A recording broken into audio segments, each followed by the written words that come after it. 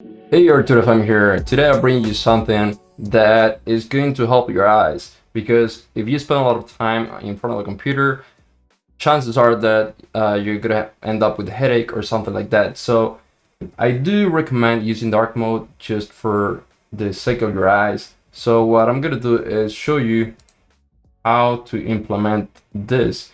So don't look at my email on top, don't look at it. Go to the settings.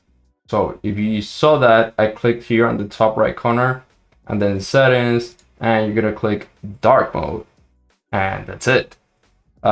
This one, I don't really like it. It looks like Windows 95 if you ever got to use it. But this one is very nice. Now, your eyes are gonna thank you every time you use Microsoft Teams.